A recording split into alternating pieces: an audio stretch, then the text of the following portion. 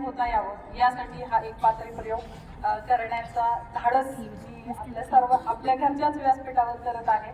तर तुम्ही सगळेजण शांततेत ते ऐकाल अशी माझी अपेक्षा आहे आणि आपल्या सर्वांच्या व्यासपीठाच्या परवानगीने हा एक पातळी प्रयोग सादर करते.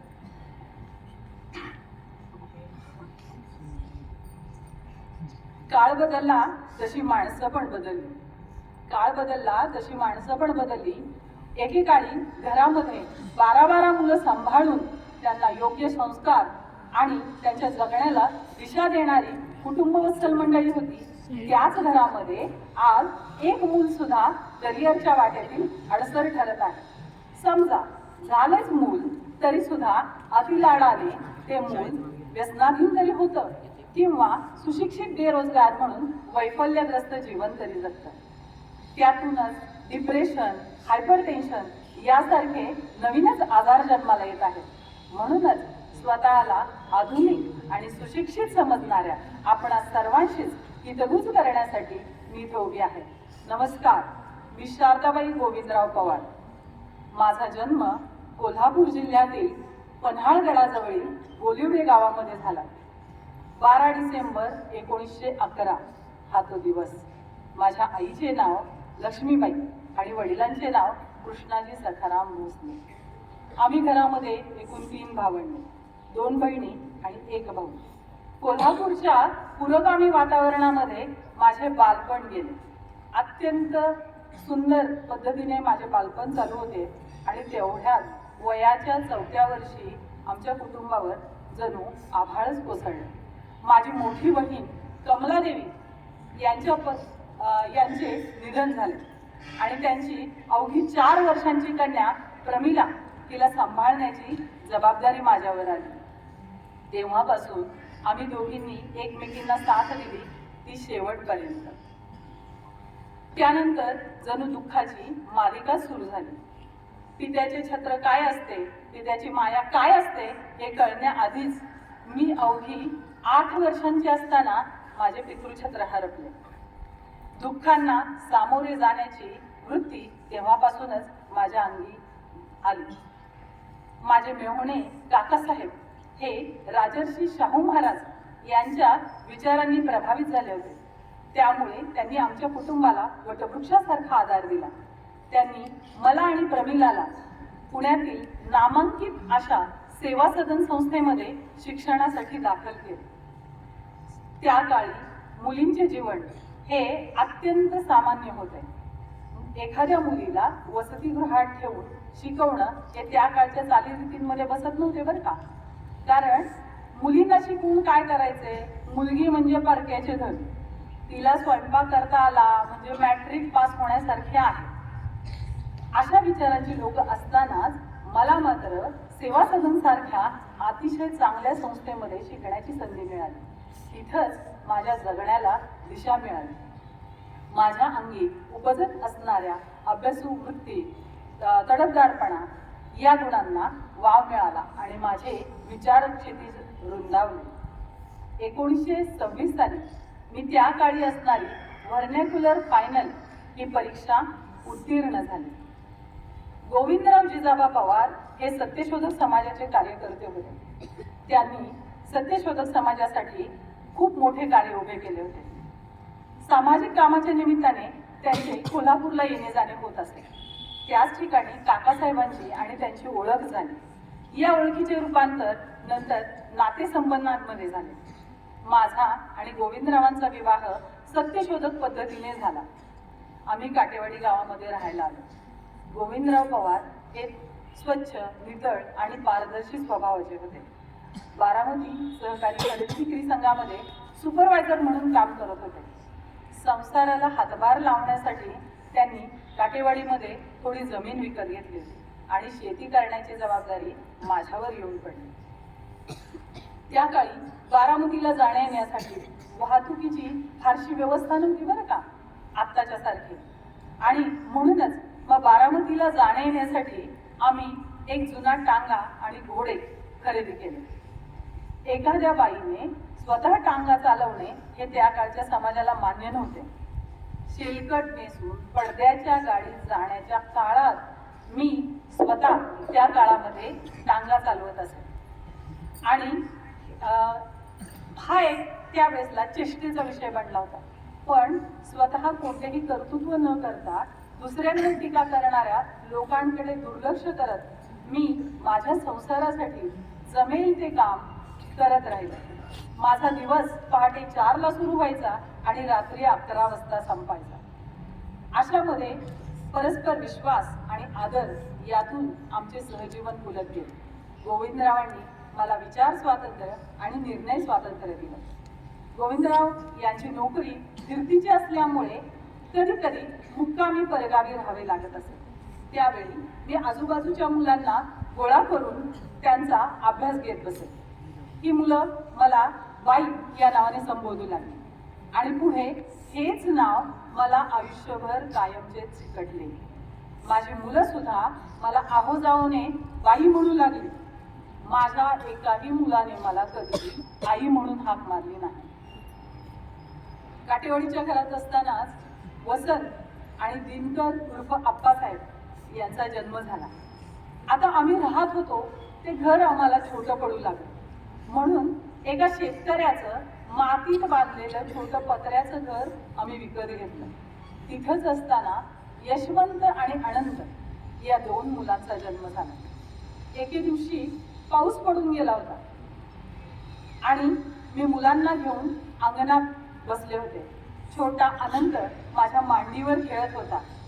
यशवंतच्या हातात अनारसा दिला होता. खेळत खेळत तो एका भिंतीजवळ गेला आणि तेवढ्यात सुसाट्याचा वारा सुटला आणि त्या वाऱ्याबरोबरच ती भिंत कोसळली. त्या कोसळलेल्या भिंतीखाली माझा यशवंत चिरडला गेला. मी काहीही करू शकले नाही. शेजारी पाजारी गोळा झाले. त्यांनी दगड बाजूला काढले. पण तोपर्यंत सगळं संपलं होतं. यशवंत आम्हाला सोडून गेला होता. त्याच्या हातामध्ये अर्धा अनारसा तसा शिल्लक होता. त्याच्या जाण्याने माझ्या आयुष्यातील चव आणणारे मीठच नष्ट झाले. पण जीवनक्रम तर चालूच राहिला. माझ्या मुलांना व्यवहारामध्ये तरबेज केली. त्यासाठी मुलांना घरातली सर्व कामांची विभागणी केली होती. घरातील बाजार हाट, धान्य विकणे, बाजार करणे या सर्व कामं मुलांना विभागून दिलेली असायची. कामामुळे व्यावहारिक शहाणपणा येतो आणि आत्मविश्वास वाढतो. लोकस्वभावाचे आकलन होते अशी माझी ठाम मत होते. त्यामुळे सर्व मुलांमध्ये कामाची विभागणी केलेली असायची. आता अगदी कृषी मंत्री शरदराव यांनी सुद्धा बाजारहाट करणे, शेतीमालाची विक्री करणे ही सर्व कामं जबाबदारीने केलेली आहेत बरं का. सकाळ पेपर्सचे मालक प्रतापराव यांच्या बाबतीतला एक प्रसंग मी तुम्हाला सांगते. एकदा प्रतापकडे रतिबाचे दूध घालण्याचे काम दिले होते. आता प्रताप ते काम करत असताना चुकारपणा करतोय असं माझ्या लक्षात आलं. म्हणून मी प्रतापला विचारलं, काय रे प्रताप, तू रतिबाचे दूध घालायला जाताना चुकारपणा करतोस, वेळेवर जात नाही. प्रताप रागारागाने म्हणाला, बाई मी उद्यापासून दूध घालायला जाणार नाही. माझ्याच वर्गातील मुलींच्या घरी मला रतिबाचे दूध घालायला जावे लागते. मला त्याची लाज वाटते. मी त्याला ठणकावून सांगितले, दूध विकतोस, दारू नाही. स्वतःच्या घरचं काम करायची कसली आली लाज. मोठेपणी प्रताप म्हणतो की लहानपणी विक्रीची सवय लागल्यामुळे मोठेपणी जगाच्या बाजारपेठेत स्वतःची उत्पादने विकताना आम्हाला नव्याने काही शिकावे लागले नाही. पुढे वसंत आणि दिनकर या दोघांनाही मी थोडे धान्य विक्रीसाठी बाजारामध्ये दिले. धान्य विक्री करत असताना काही बायका घोळक्याने आल्या आणि त्यांच्याकडचं धान्य घेऊन गेल्या. पैसे मात्र दिले नाही. आता ते दोघेही रडायला लागले. त्यांना भीती वाटायला लागली. घरी काय सांगायचं, पैसे मिळाले नाही. घरापासून लांबवर लपून बसले. एका माणसाने येऊन मला सांगितलं, बाई तुमची मुलं घरापासून लांब रडत उभी आहेत, घाबरलेली दिसतात. मी त्या दोघांनाही प्रेमाने जवळ बोलवून घेतले आणि सांगितले, असं काही होईल हे मला माहितीच होते. त्यामुळे मी थोडेच धान्य तुमच्या जवळ दिले होते. आता हे पायलीवर धान्य घ्या आणि बाजारामध्ये विकून या. एकाने धान्य विकायचे, दुसऱ्याने पैसे हातात घ्यायचे. सर्व पैसे मिळाल्याशिवाय धान्य ताब्यात द्यायचे नाही. अशा पद्धतीने हळूहळू मुलं व्यवहारामध्ये तरबेज होत गेली. एकदा एका मुलाने मला सांगितले, बाई, बाजारात भाजी विकायला बसायची आम्हाला लाज वाटते. आमच्या वर्गातली मुलं बाजारात येतात आणि आम्हाला वर्गात गेल्यानंतर ती मुलं चिडवतात. त्यामुळे मी अजिबात भाजी विकायला बसणार नाही. मला त्याचा खूप राग आला. त्याला स्पष्ट शब्दात सांगितलं, ठीक आहे, तू उद्यापासून स्वयंपाक कर, मी भाजी विकायला बसेन. तेव्हापासून कुठल्याही मुलाने कोणत्याही कामामध्ये टाळाटाळ केलेली मला आठवत नाही. मुलांनी धाडसी बनावं, कोणत्याही संकटाला धैर्याने सामोरं जावं असा माझा कटाक्ष असेल. त्यामुळे लहानपणी जर मुलांची आपसात भांडणं झाली तर रडत घरी येणाऱ्या मुलाला मीच पहिलं बदलायचे.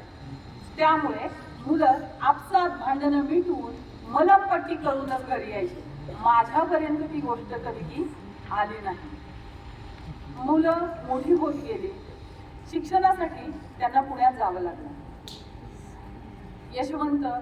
आनंद, दिनकर या 5 मुलं पुण्यामध्ये शिक्षणासाठी गेली आणि शिक्षणासाठी गेल्यानंतर त्यांना वसतिगृहात ठेवणं, खानावळीत जेवायला घालणं हे आम्हाला परवडणारं नव्हतं.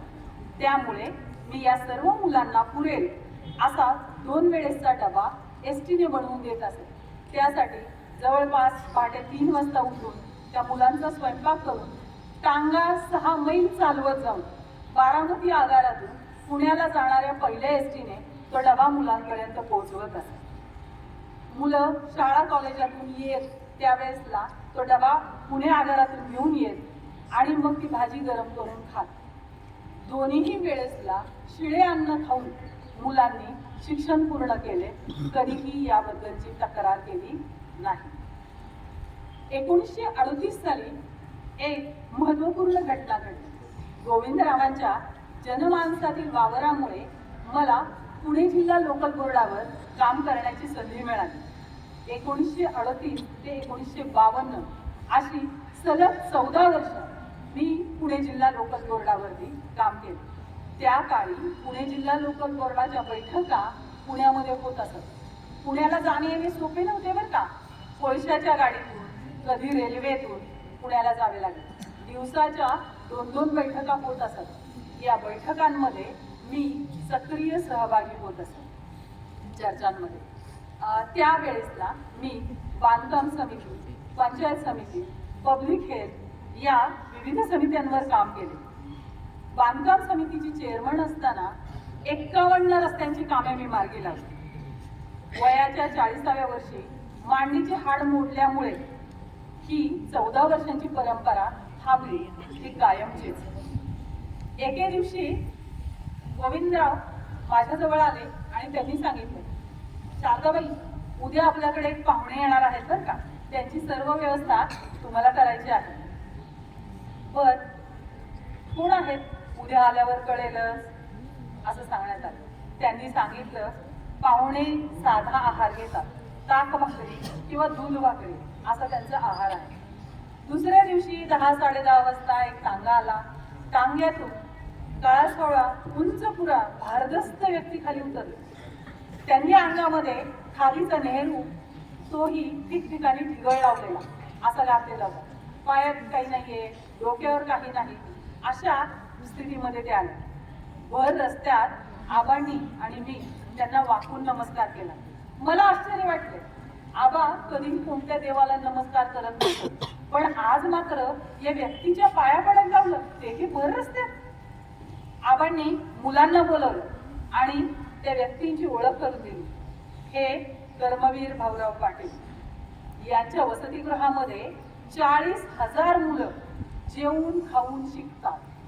त्यासाठी त्यांना देणगीची आवश्यकता असते आणि ते देणगी गोळा करण्यासाठी आपल्या बारामतीमध्ये आलेले आहेत.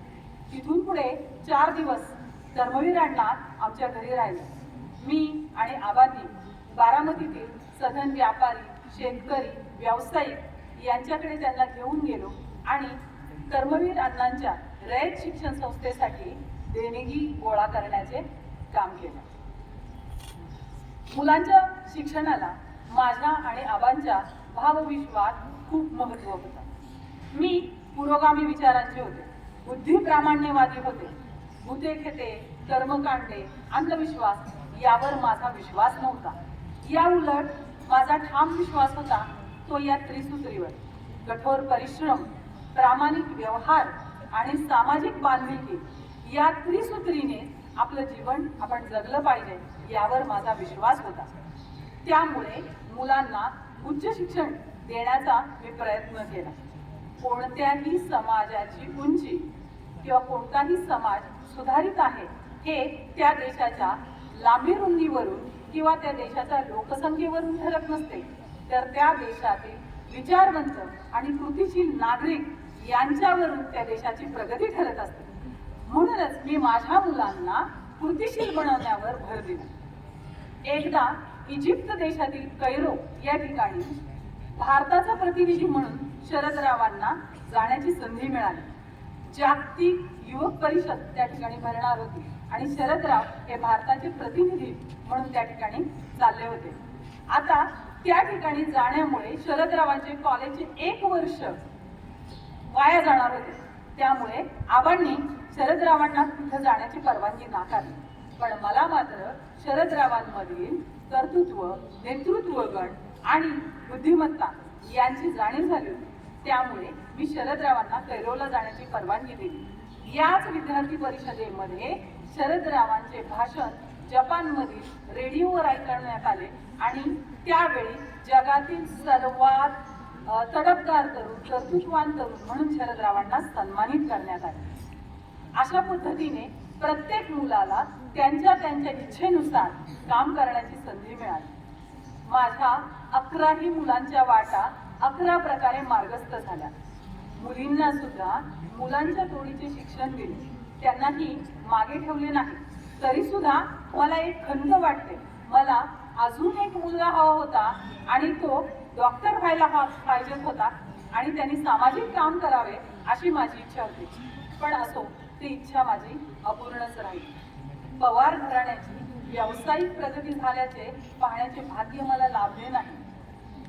अखेरच्या काळामध्ये अतिवेदनेने मी बेशुद्ध अवस्थेमध्ये 12 ऑगस्ट 1974 रोजी माझी जीवन यात्रा संपली. आणि अतिशय वाईट वाटतं सांगायला की शरदरावांना महाराष्ट्राचे मुख्यमंत्री झाल्याचे पाहण्याचे भाग्य मला लाभले नाही. मुलांनो, मला जाता जाता तुम्हाला एवढंच सांगावंसं वाटतं की तुम्ही शिक्षण जरूर घ्या, नोकरी जरूर करा, पण त्याचबरोबर व्यवसाय करणाऱ्याला सुद्धा प्राधान्य द्या. शिक्षण घेत असताना शिस्तबद्ध आणि नियमबद्ध जीवनशैलीचा स्वीकार करा. लोकांच्या टोमण्यांकडे दुर्लक्ष करून त्यांच्या स्वतःच्या कृतीने त्यांना योग्य उत्तर द्या. आणि शेवटी एवढंच सांगेन की आधुनिकतेचा नवीन आव्हानांचा स्वीकार करा. धन्यवाद.